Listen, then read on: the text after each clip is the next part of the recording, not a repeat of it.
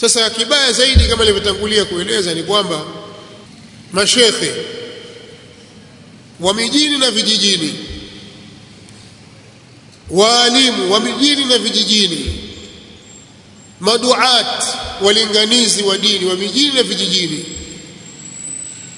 ambao si mashia, zaidi ya 99% hawalizungumzii jambo hili kabisa katika kuelewesha watu kwamba usawa ni huu,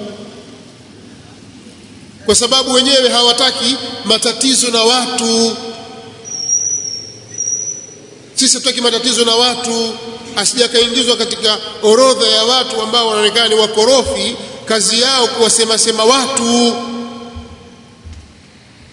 Kwa hiyo wao hawataki kubainisha ukweli huu kwa sababu ya kuogopea lawama za wenye kulaumu.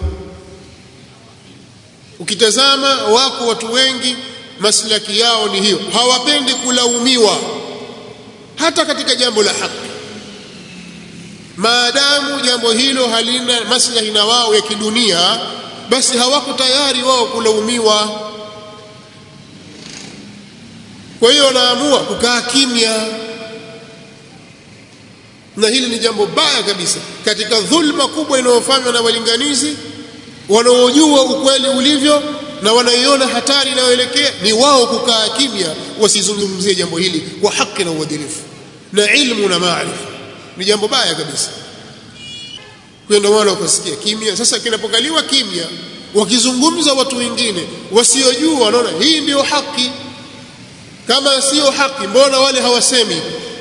Mbona hatujamsikia shekhi fulani na mwalimu fulani akisema? Lakini watu hao ambao wameamua kukaa kimya, zinapoguswa heshima zao wao wenyewe binafsi au heshima za wazazi wao au baadhi ya mashekhe zao, wao hawakubali, wako tayari kufa, wako tayari kupigana, wako tayari kushikana makoti kutetea heshima zao na heshima za baba zao na heshima za mashekhe zao. Lakini katika mazungumzo haya yanayozungumzwa kuhusu kuuawa Al-Husaini radhiyallahu ta'ala anhu, zinaguswa heshima za watu wakubwa katika Ahlus Sunnah wal Jamaa, maulama, bali masahaba wa Mtume sallallahu alaihi wasallam wanaguswa katika hili. Lakini wao wenyewe wanasema hata mshipa hauwagongi, kwa sababu hawawahusu wao, kwa sababu hawataki kulaumiwa. Wataingizwa katika orodha ya watu wakorofi. Kwa hiyo hilo wakaamua kulikalia kimya. Ndio maana utasikia wewe uzungumze kwamba jambo fulani, jamani, hii Qur'ani hii haimfikii maiti, hivi ndivyo alivyosema Imam Shafi. Nasema mfano tu. Sasa utasimama watu 20 watakujibu, wewe wahabi, wewe nenda mahali kazungumzie jambo fulani kwamba jambo hili jamani, hili halifai, hii ni shirki, hii. Utajibiwa na watu 200. Utasimama ukujibu na watazungumza uhabi na mnavyokuwa mbaya, namna unafarikisha watu. Uzungumze jambo lolote lama lina khilafu au halina khilafu, ulizungumze kulibainisha kwamba hili halifai.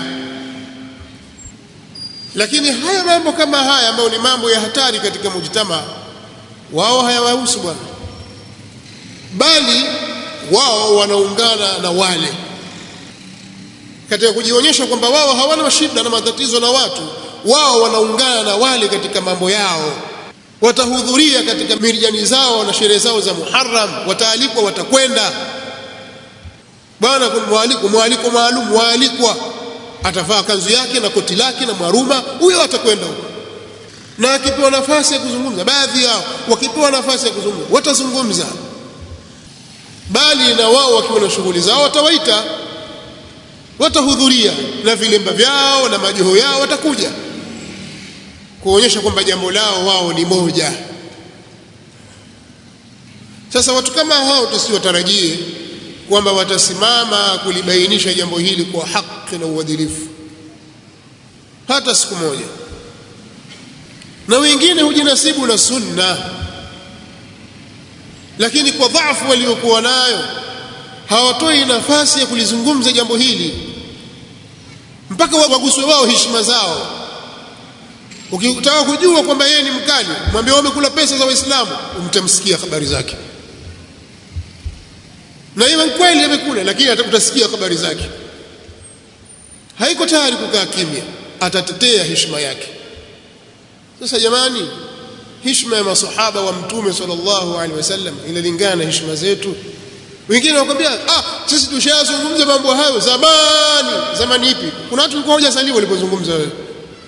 Alafu dini na mambo ya zamani, kila siku na kila mara mambo yakaririwe, watu waelewe. Waseme zamani sisi tumezungumza, kitambo kabla yenu. Kitambo kipi? Mwatakiwa mzungumze mpaka watu waelewe. Na kwa sababu hii ndio imejengwa misikiti, na kwa sababu hii zimejengwa madaris. Kwa hiyo mwatakiwa mzungumze, acheni uoga. Lakini watu wamekaa kimya, wamebweteka kwa majumba yao kwenye masofa, wanywa vinywaji baridi huko. Masahaba wa Mtume swalla sallam watukana.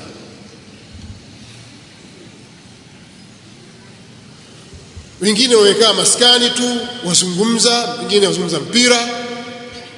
Huyu shekhe, huyu shekhe kama maskani, wakati wote yuko maskani. Sasa hakuna mambo ya kufanya. Hawa watu hawahitaji ubainifu, watu wanahitaji ubainifu. Mwingine kwamba kwani lazima dawa mfanye muhadhara? Sasa utaifanya vipi hiyo dawa wewe? Dawa ina njia nyingi za kufanya, lakini miongoni mwa hayo ni kuzungumza na jamahiri nnas, kuzungumza na watu, wafahamishe watu. Hizi khutab za Ijumaa, manabiri hizi ndio kazi yake, kuwabainishia watu haki. Simama kwenye mimbari zungumza, simama msikitini uzungumze. Lakini kuna mashekhe wao kazi yao ni kuzungumza fadhailul a'mal, kuzungumza hiki kisa kile. Upotoshaji mwingi katika mjitamaa upo, wao na unyamazia kimya. Hili ni moja katika sababu ambayo tufanya sisi tuzungumze kwa nguvu kubwa. Haina maana kwamba ni sisi, wako watu wengine wanazungumza, lakini wengi katika wao hawazungumzi. Na wengine wenyewe wanawaogopa mashia, maana wana tabia moja wao, wakishakuona una udhaifu fulani, ukizungumza nukta moja pap, watatokea watoto kama 20 hivi wakujibu. Sasa wewe hujui ni mjibu huyu, ni mjibu yule, ni mjibu yule. Sasa mtu tabu ya nini? Mimi nikizungumza kijimada kidogo tu hapa nikiwataja basi shida. Wengine ndio wanaogopa. Msiogope, jipangeni muwazungumze watu hawa, muwabainishie upotevu wao. Kwa hiyo sababu inayotupelekea kwa nini tunazungumza jambo hili ni kuweka sawa na kusawazisha upotoshaji wa maksudi unaofanywa na watu hawa. Lakini pia rai yangu na maoni yangu kwa tulabul ilmi katika ahli sunnah wal jamaa, wafanye bidii kutafuta ilmu iliyo sahihi, ilmu iliyojengwa katika misingi ya sawa sawa. Wajitahidi kutafuta ilmu huku wakifahamu kwamba umma unahitajia ilmu, na wale waliopata maarifa basi wasikae kimya, maarifa yale wayaeneze kwa umma. Na njia za kufikisha ujumbe ni nyingi, miongoni mwa hizo ni kufikisha ujumbe katika njia kama hii. Tusinyamazie jambo la haki, tusinyamazie batil tukazifumbia macho, kwa sababu hazigusi katika shakhsia zetu wala katika dhati zetu, wala hazigusi maslahi yetu ya kilimwengu. Tusinyamazie batil, tusiogope lawama za wenye kulaumu, waache walaumu. Ingizwa katika orodha kwamba umewasema watu wengi, sema ndizo sawa hivyo, lakini ukiwa umewasema kwa haki.